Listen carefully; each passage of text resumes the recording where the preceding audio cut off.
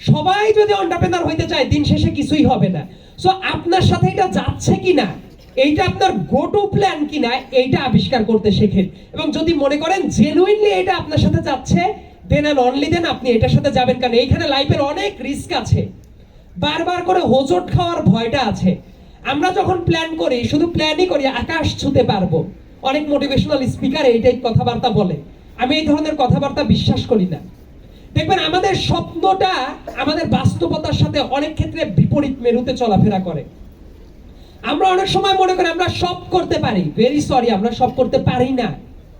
স্বপ্ন অনেক কিছু থাকতে পারে কিন্তু বাস্তবতার সাথে কি মিলে?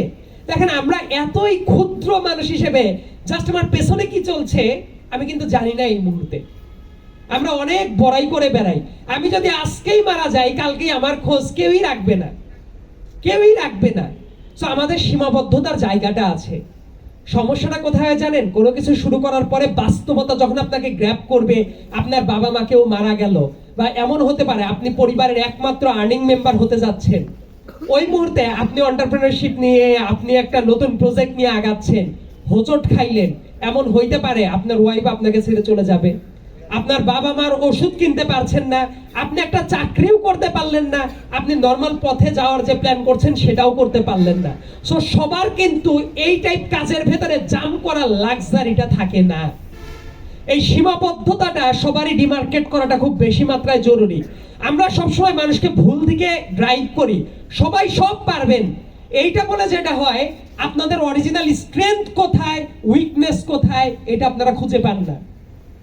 আমি সবসময় বলি যে আমি কিন্তু একটু মানে নিমের পাতার মতো, অনেক ক্ষেত্রে একটু তেতো বাস্তবতার কথাটা আমি বলি।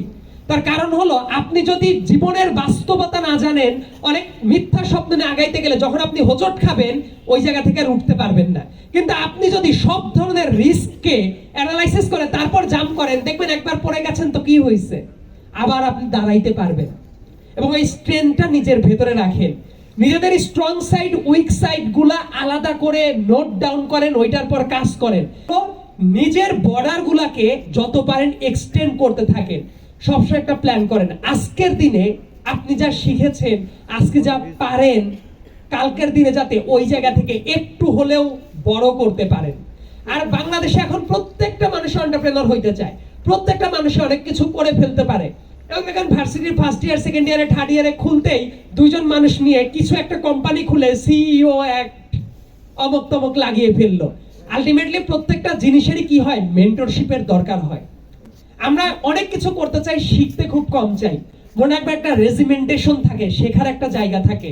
শুধুমাত্র ফেসবুক প্রোফাইলে সিইও এট অমক এইটা দেওয়ার জন্যই ক্লাবে কেউ জয়েন করেন না। সিভিটা শুধুমাত্র ভারী করবেন এই জন্য কেউ ক্লাবের এই অ্যাক্টিভিটিসে জড়ায়েন না। যাদের জেনুইন ইন্টেনশন আছে শুধুমাত্র তারাই জড়াবেন।